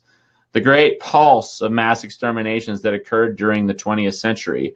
According to this chart, 262 million people were exterminated during the last century, mainly by governments in a series of actions that Rummel describes as democides. The question is, could something similar occur in the future? It turns out that mass exterminations are like earthquakes. Their occurrence cannot be predicted exactly, but we can estimate the probability of an event of a certain size to occur. And the more time passes, the more likely a new pulse of mass exterminations becomes. So this is over at medium.com. It's a pretty good read. I highlighted a lot of it. They got some great charts to back up their data here. This is a good look here. You can see this has been adjusted for, this is rate of deaths per 100,000 people, right? So it's adjusted for historical accuracy. But you can see there are these spikes, right?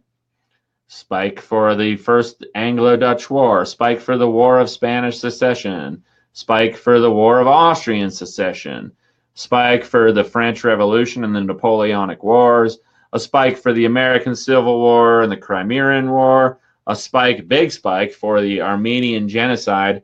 That one doesn't get talked about too much.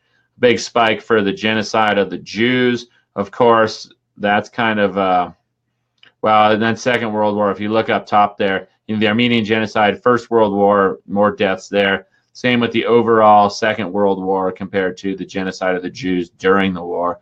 But notice we haven't had, since World War II, things have been dropping off pretty well. And you notice that there's kind of a bottom level here, right? Boom. And we're kind of at a bottom again. And generally with these kind of things, they go up. It's important to note, remember, my friends, that throughout human history, human sacrifice has been employed by various actors, whether they're religions, governments, corporations, crazy cult folks of all stripes. So the notion that we're in the midst of a depopulation event is, or, kind of at the early stages, that's my belief. And I like to make people aware of that so they take care of themselves. I think you're a lot more likely to get killed by toxic chemicals, poisonous food, polluted air, and so forth than war, at least currently. But who knows? The important thing is we got to do the best to take care of ourselves and our loved ones. And in our day-to-day lives, you could sit at home and be worried about, the government. You could be worried about the North Koreans dropping bombs. You could be worried about the Chinese. You could be worried about the Russians. You could be worried about the zombie apocalypse. But in reality, none of those things are happening right now. Right now, today, you're probably doing okay. Aside from, stress from work, maybe having a hard time putting high quality food on the table. So let's focus on things we can control. And like Derrick was saying, the freedom cell idea. Let's focus on building strong community with shared purpose with the people around us. That's what we're doing here at Wake Up Wyoming. J. Scott North saying Agenda 21, right? One of the things being used to push Agenda 21 is the climate change narrative. I can't stress it enough. that anybody who overlooks the fact that geoengineering already exists and has already been deployed is drastically missing the point. Okay, we live in the era of weather warfare. We live in the era where there are literally hundreds of different organizations all over the world meddling with the weather for various purposes. A lot of these organizations openly admit it, right? You know, what's what is it? Chaos theory, a butterfly flaps its wings in wherever, Singapore, and it causes a hurricane in Florida, right? Well, okay. What's the impact of hundreds of various organizations all manipulating the climate or their weather locally, at least simultaneously? It's a big deal.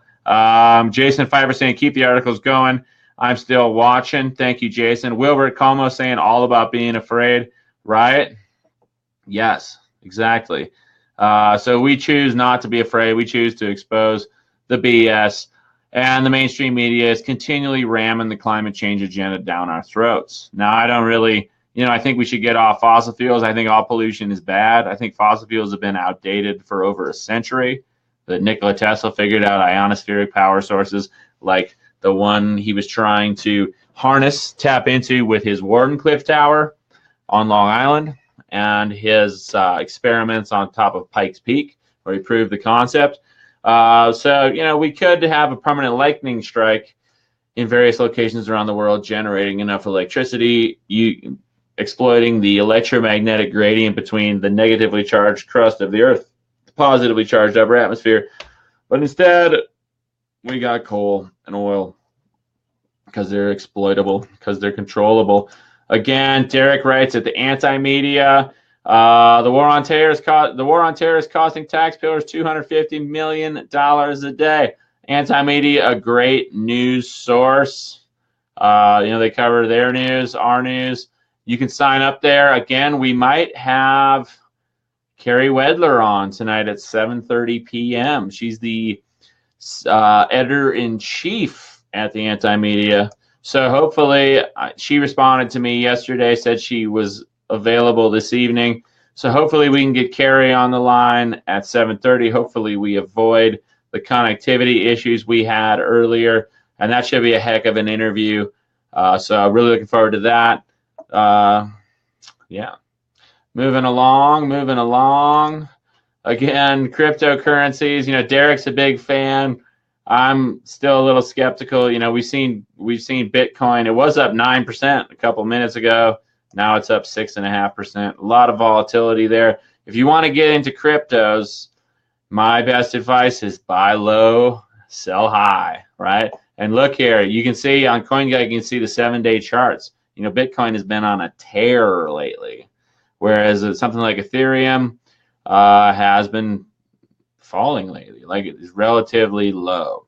So buy low, sell high. You can get into the cryptos. You can bounce your currencies between various cryptos. Buy into one that you think is pretty stable, but at a low level, and then get out of that one. Hopefully it goes up. Ethereum's been hovering around $300 for quite a while. Although it's so crazy. Where the heck is my price chart? There we go. I'll show you here. On CoinGecko, you can look at this, and it's important to note. Let's look at the 90-day Ethereum, right? So for the last 90 days, it's hovered. Hovered's the wrong word because there's extreme volatility, right? Friday, September 3rd, it was up at $386 per Ethereum. And then by September 14th, it was down to $214. So it lost significant amounts of value. But you can see here that it's kind of, over the last couple of months, stabilized around $300. So that might be a good one to get into. But then again, at New Year's, it was $8 per coin. So you never really know. If you're going to play the cryptos, play smart. I don't have the horoscopes today. Sorry. I didn't get the paper. I was so excited for my interview with Derrick Broze that I didn't get any scopes. I guess I could find some scopes. Anybody want their scopes read? Let me know. Because like I said, I don't have the paper today. But I do have the internet. And what's a good one? Free will astrology is really good. Again, I'm not a big pusher of the scopes. Like, I don't believe them entirely, that's for sure. But at the same time, I read them. I think they're kind of fun. So there we go. We're getting the scopes. If anybody wants them, drop your comments in there. And we'll go with Rob Bresney's Free Will Astrology today. I'm going to go ahead and get Brian Peterson. I knew he'd be the first one to ask. Brian, thank you so much for tuning in. Again, apologies that the interview with Derrick was kind of low quality. You know, we're still working out the kinks here at Wake Up Wyoming. Jerry Wallace looking for Scorpio. Jerry, happy birthday. Happy birthday. But first, we're going with Brian Peterson. Wow, this looks pretty gangster, pretty official. America's Civil War ended in 1865. A veteran from that conflict later produced a daughter, Irene Triplett, who is still active today and collecting his pension. In the coming months, I foresee you will be able to take advantage of a comparable phenomenon, although it may be more metaphorical. Blessings from bygone times, perhaps even from the distant past, might be available to you. But you'll have to be alert and know where to look. So now might be a good time to learn more about your ancestors, ruminate exuberantly about your own history, study the lives of your dead heroes, and maybe even tune in to your previous incarnations. So there you go, Brian. Thank you so much. We're going to go with Jerry Wallace next, and then we'll get into Nyla Clancy. Let's see. Scorpio, here we go. Ooh, fancy business. In the early stages of Johnny Cash's development as a musician, his mother hired a coach to give him singing lessons. But after a few meetings, the teacher counseled him to quit. Johnny's style was so unique, the seasoned pro thought it better not to tamper with his natural sound. I hesitate to offer you comparable advice, Scorpio. I'm a big believer in the value of enhancing one's innate talents with training and education. On the other hand, my assessment of your destiny between now and October 2018 impels me to offer a suggestion. It may be useful to you to give some credence to the perspective of Johnny Cash's voice coach. Make sure you guard and revere your distinctiveness. So there we go, Cherry. Thank you so much. Nyla Clancy looking for Leo. Here we go. Again, these are weekly horoscopes. So these just came out today. So that's kind of fun. Dear Rob, I saw a photo of you recently and I realized that you have a scar on your face. I hope you don't mind me telling you it resembles an ancient Mayan hieroglyph that means builder of bridges for those who are seeking home. Did you know this? If so, do you think it's an accurate title for what you do? Renegade Leo Scholar. Dear Scholar, thanks for your observation. I don't know if I fully deserve the title Builder of Bridges for those who are seeking home, but it does describe the role I'm hoping to play for Leos. The coming weeks will be an excellent time for your tribe to clarify and cultivate your notion of home. There we go. Jay Scott Knorr looking for Pisces. What's up, Jay? Thank you so much for tuning in. Here we go today. A game of chess is usually a fairy tale of 1,001 blunders, said Grand Chess Master Savili Tarkakaur, a Pisces. It is a struggle against one's own errors, he added. The winner of the game is the player who makes the next to mistake. I think this is excellent counsel during the current phase of your astrological cycle, Pisces. It's time to risk bold moves because even if they're partly or wholly mistaken, they will ultimately put you in a good position to succeed in the long run. Here's a further point for your consideration. Remember the philosopher René Descartes' famous dictum, cogito ergo sum. It's Latin for I think, therefore I am. Tartakower countered this with ero ergo sum, which is I err, therefore I am. That's right. No one is perfect. Moving on to Leo. Nyla Clancy got Leo. Geofolds, I already did Leo there, so hopefully you saw that one. David, I got Leo for Ashley. Let's get Cancer going for you. Gosh, this is like the best looking format we've ever had here on Wake Up News. Again, we're reading at Rob Bresney's Free Will Astrology. He does a weekly, so this is kind of fun. Here you go, David. In accordance with the astrological omens, I recommend you indulge in any or all of the following exercises. 1, dedicate an entire day to performing acts of love. 2, buy yourself flowers, sing yourself a song, and tell yourself a story about why you're so beautiful. That's right, David. You, my friend, are beautiful. 3, explain your deeply felt opinion with so much passion and logic that you change the mind of a person who had previously disagreed with you. 4, make a pilgrimage to a sacred spot you want to be influenced by. 5, buy a drink for everyone in a bar or cafe. So, David, there you go. Yep. Matthew Kehoe, I think the scopes are fun too. And, you know, even if they're not true, it does get you thinking, right? Generally, it's like somebody gives you advice and you take it, great. If you don't take it, whatever. But this is a good way to get us thinking. Sagittarius for the week of November 2nd. Here you go, Matthew. I used to nurture a grudge against Tony Pastorini. He was the high school math teacher who kicked me out of the extracurricular calculus club because my proofs were too intuitive and unorthodox. The shock of his rejection drove me away from a subject I had been passionate about. Eventually, though, I came to realize what a good deed he had done. It would have been a mistake for me to keep specializing in math. I was destined to study literature and psychology and mythology, but it took Pastorini to correct my course. Now, Sagittarius, I invite you to make a similar shift of attitude. What debt of gratitude do you owe a person you have thought of as a source of frustration or obstruction, right? Good question there. So think about it. I think we can all think about that. I know I'm going to think about that. Deb Sherman looking for Taurus. I'm a Taurus too. I really like your profile pic there, Deb. I don't know more. A great organization here at Rob Bresney's Free Will Astrology for the week of November 2nd. Ooh, the plunger on the moon, futility. Or that's a plunger on the surface of the sea, right? I wasn't in the market to buy a Dayglow plastic fish from a street vendor, testified a witty guy named Jeff on Facebook. But that's exactly what I did. The seller said he found it in someone's trash. He wanted 50 cents for it, but I talked him up to $1. The best part is the expression on the fish's face. It's from Edvard Munch's The Scream, right? That famous painting. I bring this testimony to your attention, Taurus, because I feel it's a good role modeling for you. In the coming days, I bet you won't know exactly what you're looking for until you find it. This prize may not be highly valued by anyone else but you, and it will amuse you and be of use to you in just the right ways. So that's what the stars have to say for us. Okay, cool. Nyla Clancy saying, that's crazy. I'm looking into a move. Clayton Pass looking for Virgo. Here we go, bro.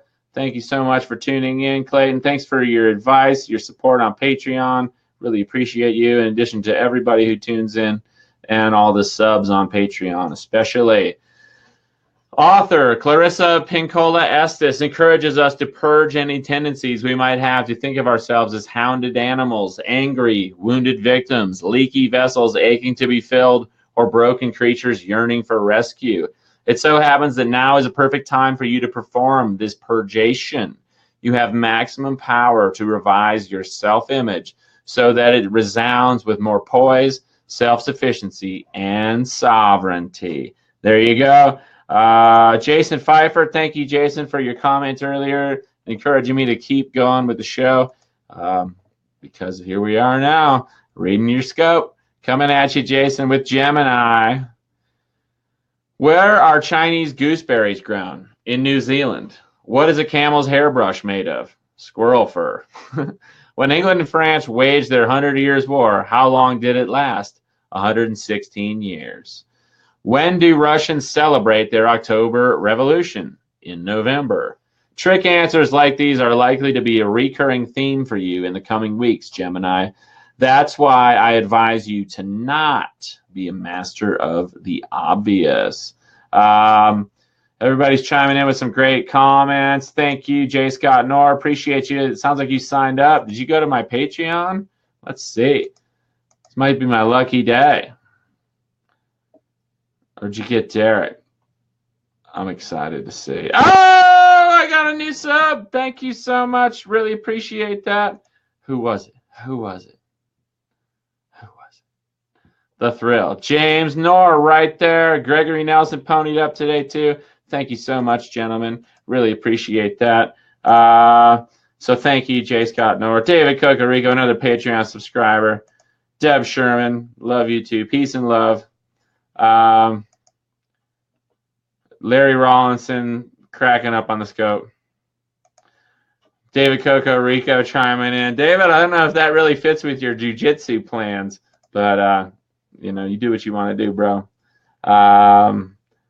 And J. Scott Knorr, again, thank you so much. On that note, I'm going to end the broadcast. Thank you all for tuning in with our interview with Derrick Broze today. It was great to get him on the line. Sorry the quality was lacking. David, I think you're right. Maybe they just want my money. Although at the same time, I don't, if this service isn't going to work perfectly for us, I don't really want to pony up for it. So it's kind of a dilemma. Again, kind of limiting, but at the same time, it sure is easy, and I appreciate that when I'm trying to be the interviewee, the news hound, the horoscope reader, and the guy that brings stuff up into the screen. Again, check out Derrick's new book, Manifesto of the Free Humans, if you haven't yet. Big protests coming up here on November 4th. We also got the simultaneous drill. It's a drill. Probably nothing's going to come of it. Maybe it's just your classic fear porn, but there's a drill where they're simulating a big power grid failure.